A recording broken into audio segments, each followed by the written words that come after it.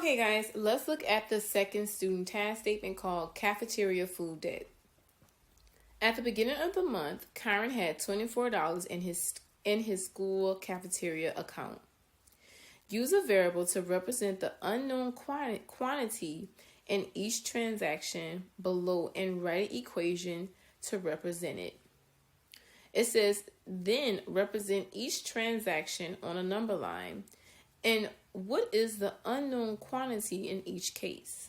Okay, so it's a few things we need to annotate before we even look at these problems or questions. So the first thing that we need to highlight or underline in our books is that he started off with $24 in his account. Okay, so then I'm going to switch to my highlighter to a pen. And I want to circle that they want us to use a variable to represent an unknown quantity in each transaction below. How about this? How about we underline it instead of circling it? Okay. And then it said they want us to represent our transaction on a number line. All right. And then it wants us to tell us what's the unknown quantity, or in this case, the value of the variable.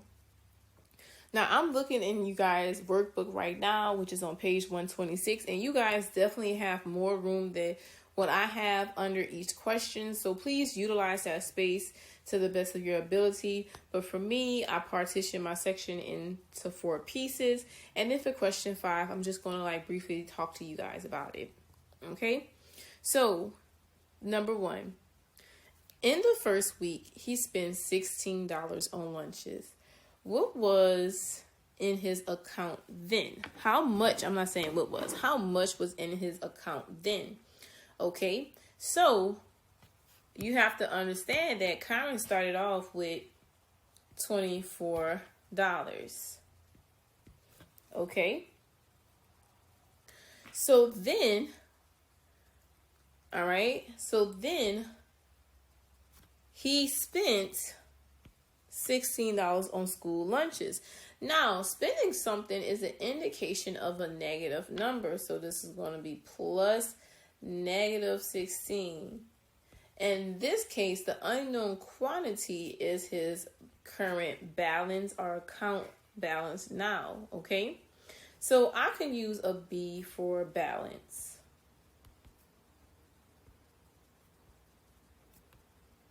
Okay. So I'm going to draw a number line, and I can start off with 0 all the way on this side. And then I could count by 6, or I could let's count by 4s, because 4 could go into 16 as well. So we're going to count by 4s. So 4, 8, 12, 16, 20, 24, which we don't need any number after 24, but I'm just going to fill in the number line. Okay, so he started off, which would be my first arrow, he started off at $24.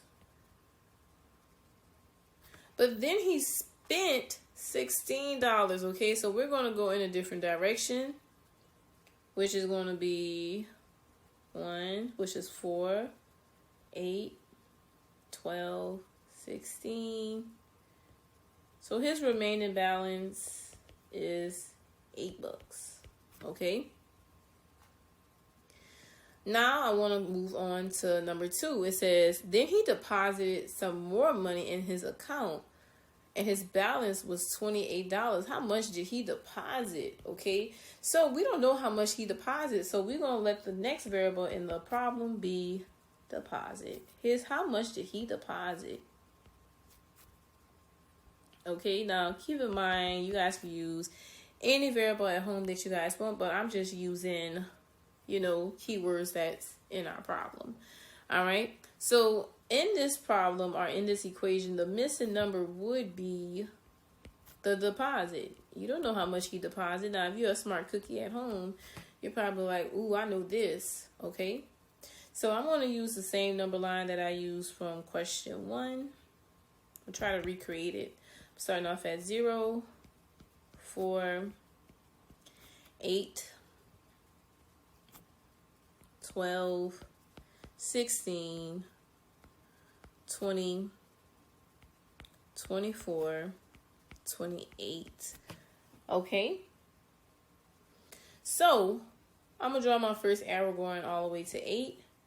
But I need to figure out, well, how did he get all the way to 28? Because remember, that's his account balance, okay? So, he landed right here. How much did he deposit? Okay? So we can do is we could recreate an arrow or draw the second arrow. All right, but remember, we're not starting off at 0, or we're not starting off at 8. Okay, if I count about 8, we're gonna count the length of the arrow, which we're gonna say, okay, that 4 units long, 8 units long,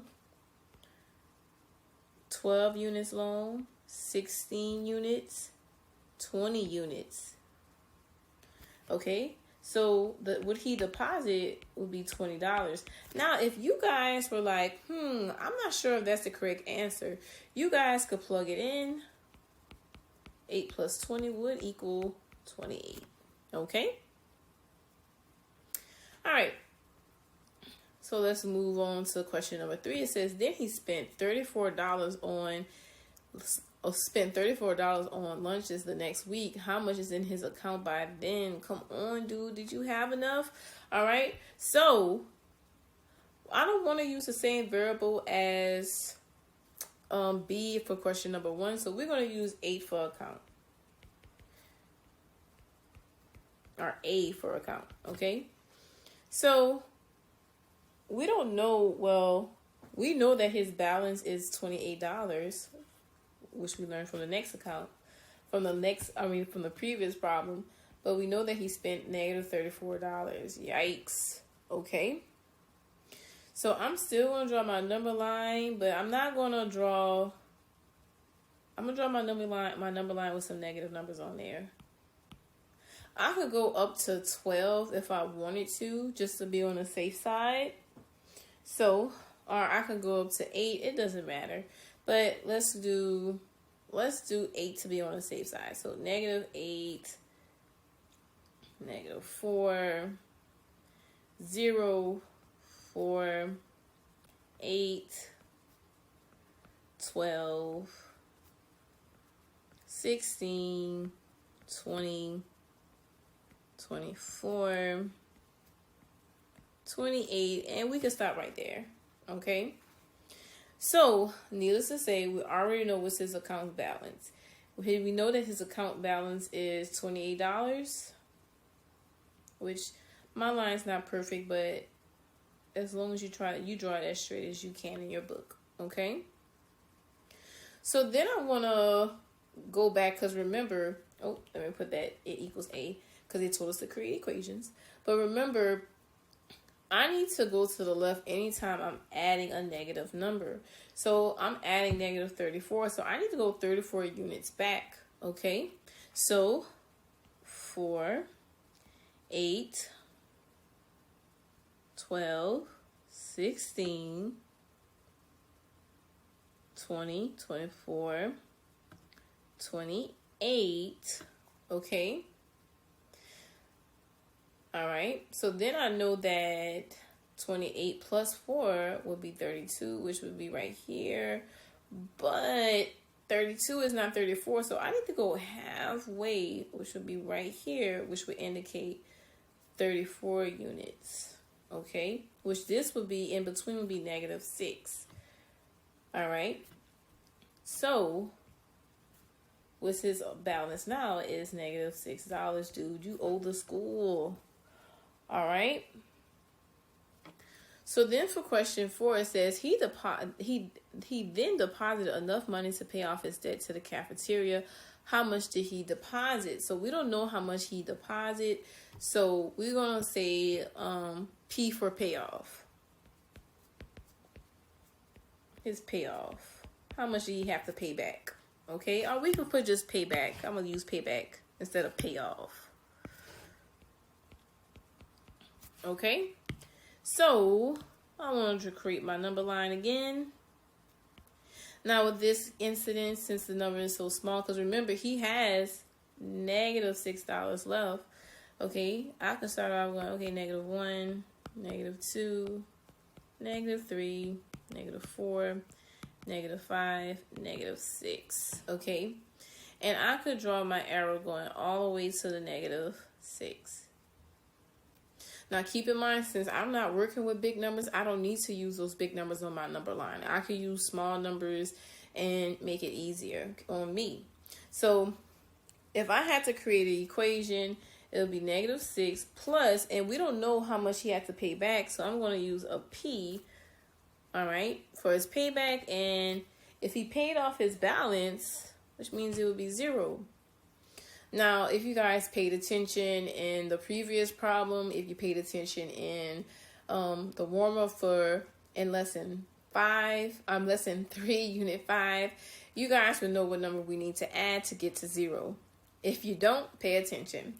So our goal is to get to 0. So we're starting off at -6, and we're going to count 1, 2, 3, 4, 5, 6. So since we went to the right, he had to pay back a total of $6. Okay? So then for question 5, it said, explain why it makes sense to use negative numbers to represent Kyron's account balance when he owes. Okay? So why would it make sense to use negative numbers? Here's what the book has. It said it makes sense that his balance is negative because he must pay back a positive amount of money to get to 0 and to stop owing money. All right. So if you guys had any questions on this activity or the student task statement, please refer to your manager's Google Meet session, and I'll see you guys in the third question of this lesson.